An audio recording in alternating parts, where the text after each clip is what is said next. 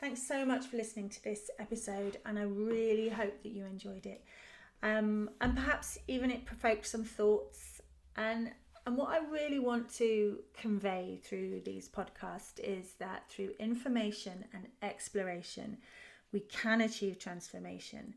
And perhaps it's time to tame your fertility tigers.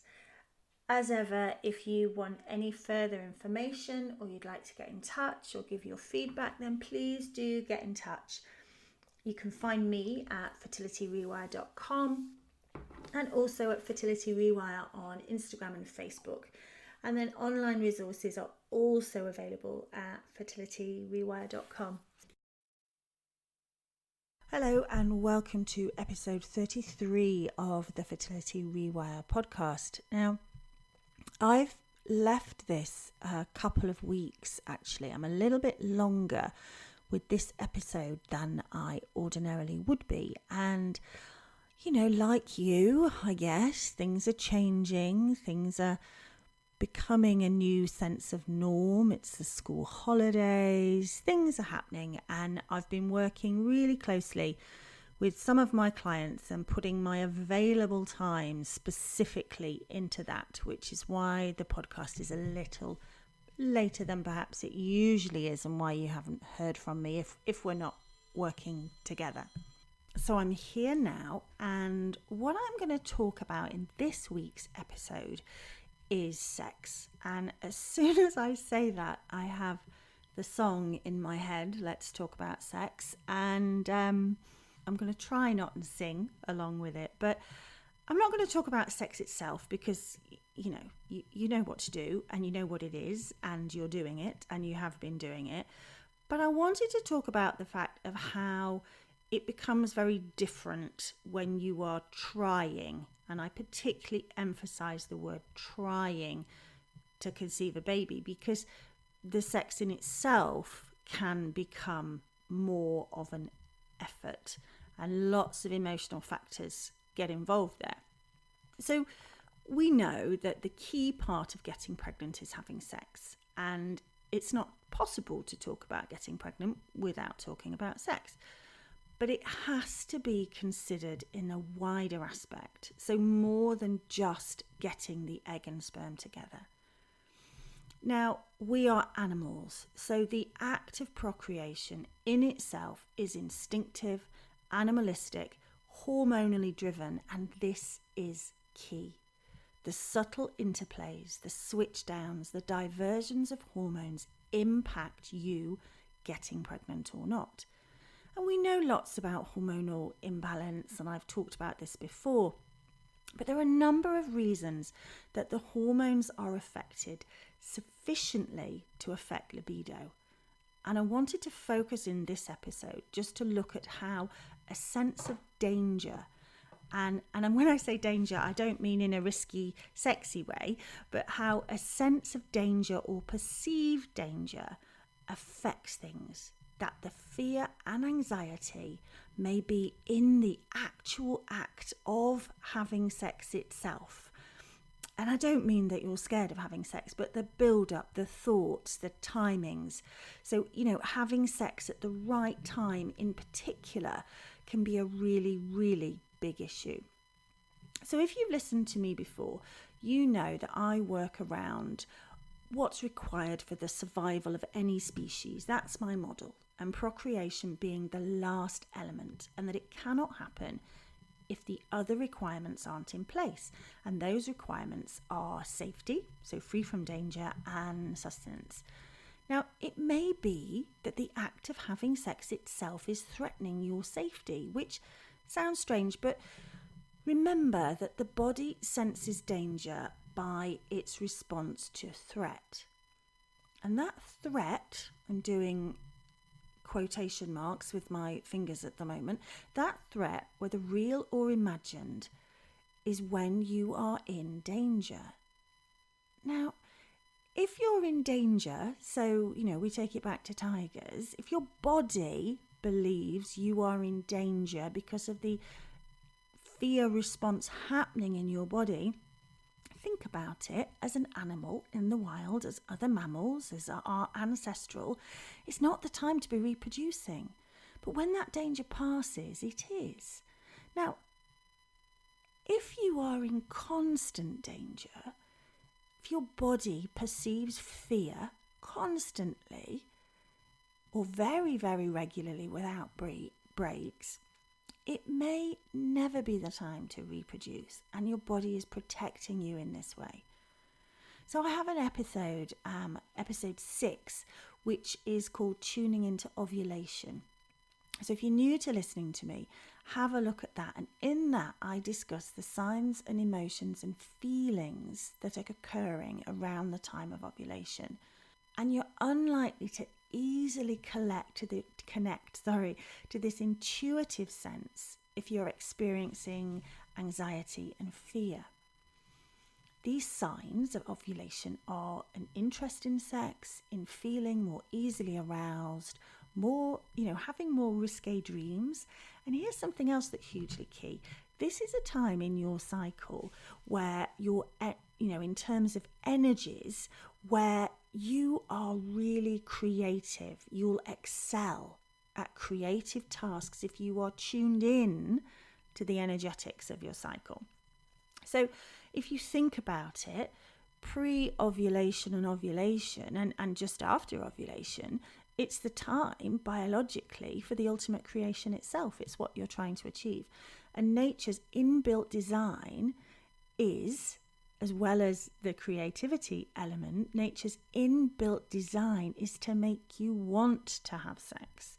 It's an instinctive, primal desire to have sex. Now, men will have that desire the same throughout the month. Women, it can change because you will have a heightened desire around the time that you could actually reproduce. So in order for the species to survive, there has to be procreation. And this is supported by this system of attraction desire, where the hormones to support this process. So we've got the estrogen, the progesterone at play, but we've got oxytocin, endorphins and serotonin are all having an impact at this point.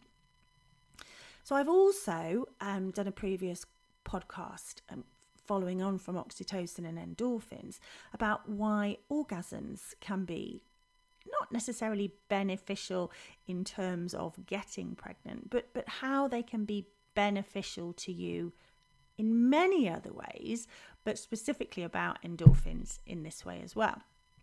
So you might find that orgasm is less in baby sex. And also, if you are just having sex around your fertile window, you're not necessarily tuned in energetically to ovulation, because when you are, you want to have sex for sex itself, not to conceive. So an animal in the wild doesn't think, oh, I quite fancy having sex today because this is the time that I will reproduce. It's completely instinctive and animalistic.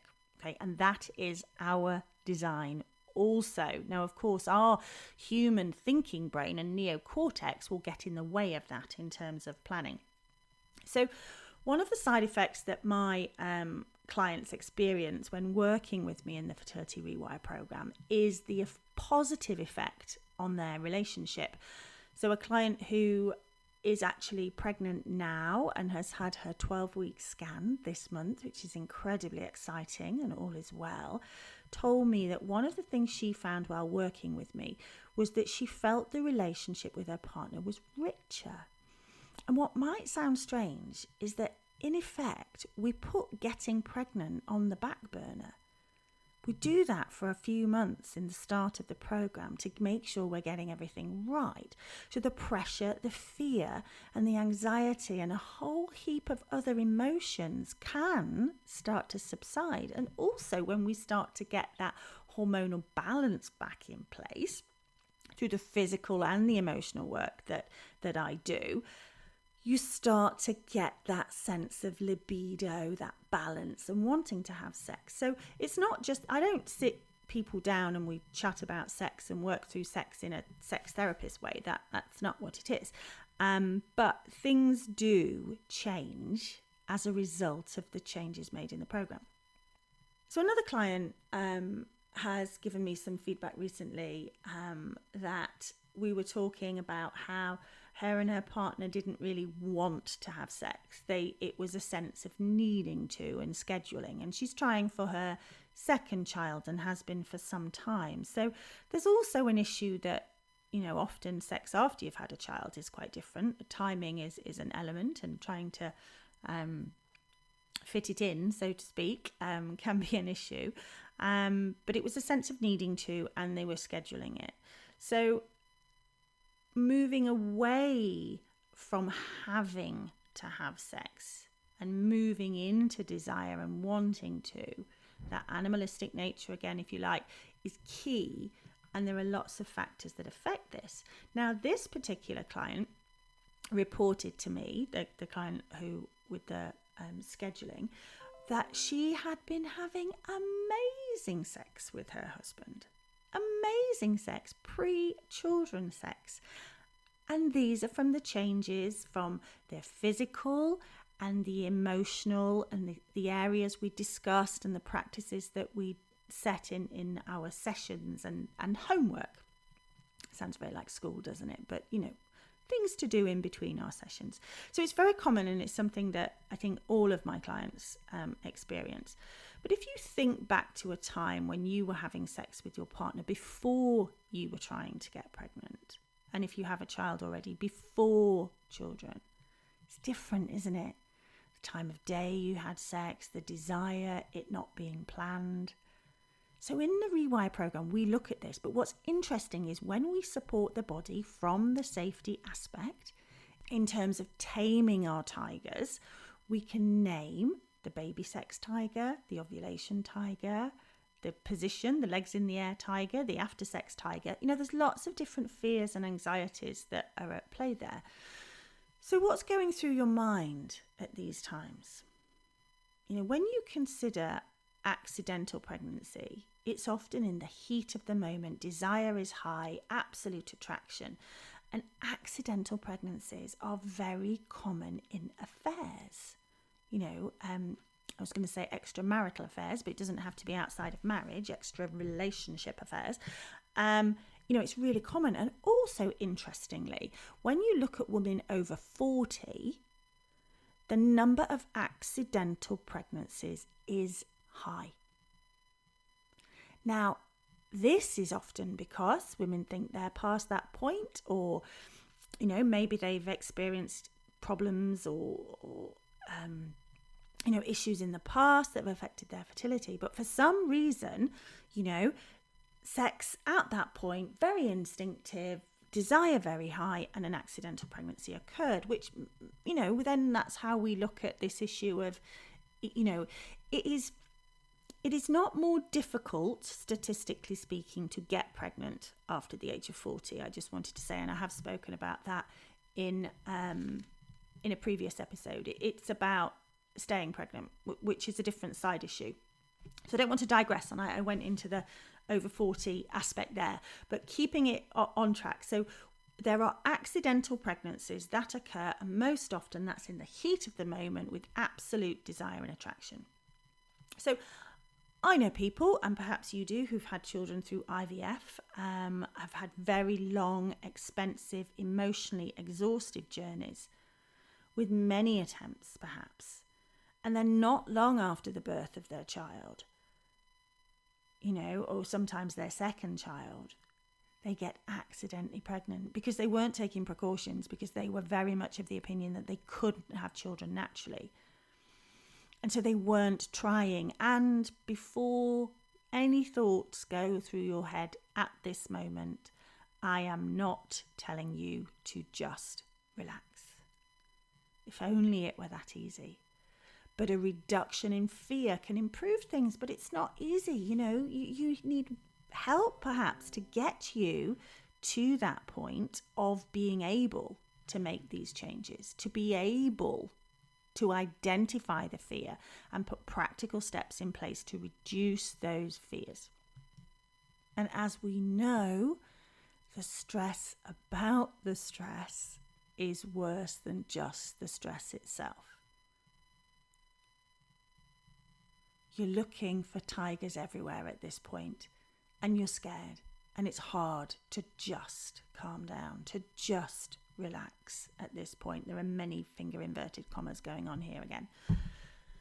So I'm not talking about meditation. I'm not talking about relaxing activities, although all of these are incredibly useful in your self-care practice if they work for you. I am talking about dealing with the actual tigers right there in that moment of stress, right in the moment when you are face to face with the tiger. It's been a huge part of my life and is at the heart of reducing that sense of danger that my clients are experiencing in the program. I work with people to start to reduce or remove the tigers that cause the fear and anxiety. And sometimes these tigers are tamed through information. It might be that in listening to this episode that you're getting some practical advice, some thoughts to help you, and some information and knowledge to support you that will help you to reduce the effect of these tigers. And sometimes these tigers need a little bit more work, because it's not often the case that you only get fertility tigers. There may be other tigers in your life as well. So my background, as I've talked about before, one of my qualifications in what I do is I trained as a mindfulness-based cognitive therapy teacher. So I'm qualified to run the 8-week, it's called the MBCT, the Mindfulness-Based Cognitive Therapy course. And I did that years ago with one of my steps in terms of my management of my MS that I've talked about before. And it was incredible, and it made an incredible change in my life. But I'll be honest with you, I do not have the time or inclination in my days to meditate for 20 minutes or more. I really do not have the time. So the Taming Tigers element of my course doesn't require that. And I've worked around and within the practices and got to a point that can work to get us to the point of recognizing those tigers. But if you do want to meditate and you have got the time to meditate, then absolutely do it. You need to do what's right for you. So you need to know what to do in the face of a tiger. And when faced with taming the tigers, then if we have a look at this tiger, the will it work this month tiger, or the baby sex itself tiger, which may indeed come as a pack, they might come together. It may not be the best thing to meditate because you're probably getting stressed about the fact that time is running out from you. So you can build a level of safety and control which helps to tame the tigers too. So we tame them if one appears, and we develop skills to be safe, and relaxation can help, but something at a deeper level, including regular short practice, visualization and recognition of those tigers itself, they are much less likely to jump out of a bush and scare you. So the last place you want a tiger is when you're trying to make a baby. Think about your body. Think about its clever design. It's not going to be working effectively if you are surrounded by tigers. And I'm not talking about just in the heat of the moment, just in the act itself. As I said before, it's the build-up, the anticipation. Because chances are you already know when you need to be having sex next month if this month doesn't work. If you've got a regular cycle, you probably already know and you're planning ahead.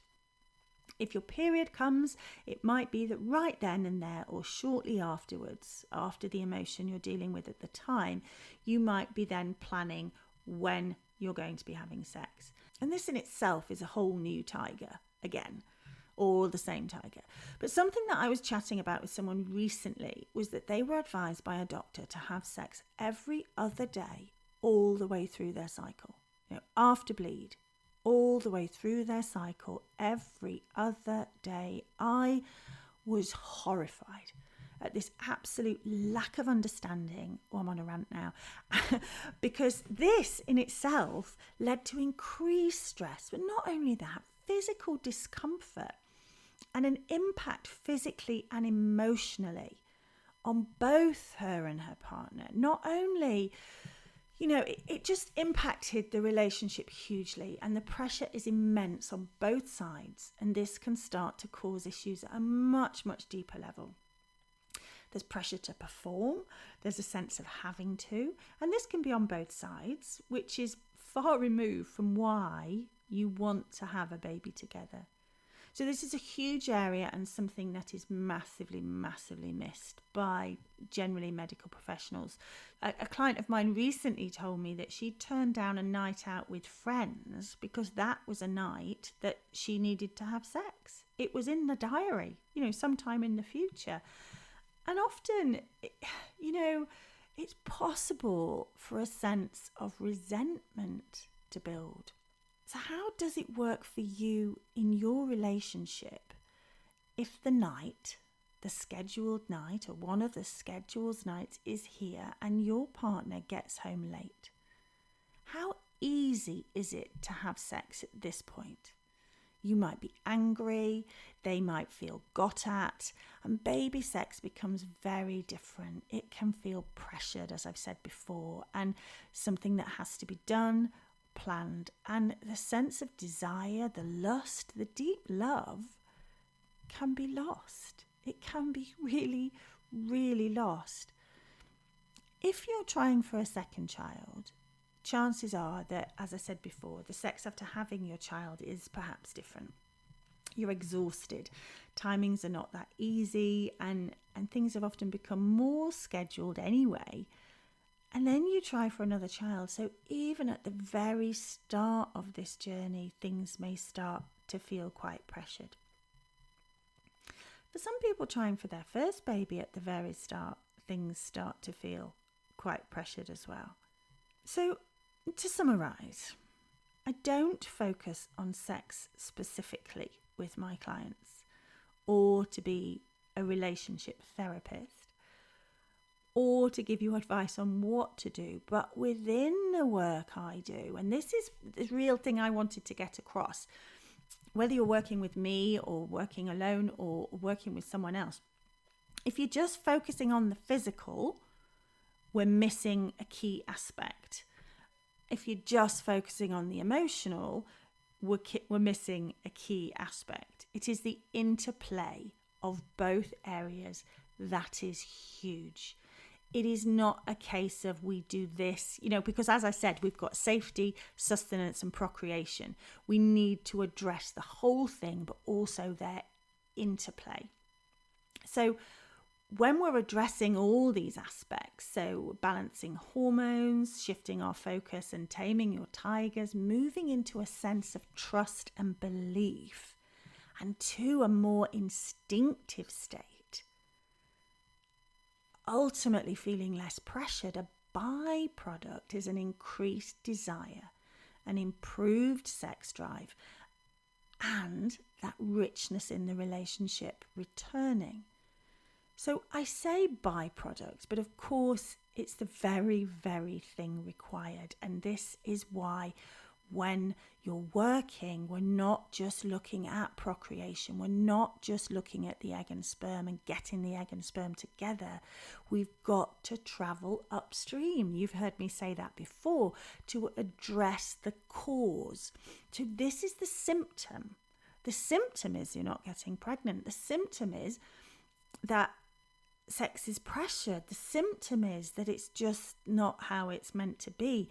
We have to travel back and find the cause and not just put sticking plasters on things. I wanted to give you a sense of what is happening. I wanted to provide you a level of understanding that, this is happening for so many couples. And I know that doesn't necessarily help you because you want to solve it. But just take some time to try and tune in to your signs, to your ovulation. Have a think about why you want a child with this person. And here, obviously, in this episode, I am talking about people in a relationship getting pregnant.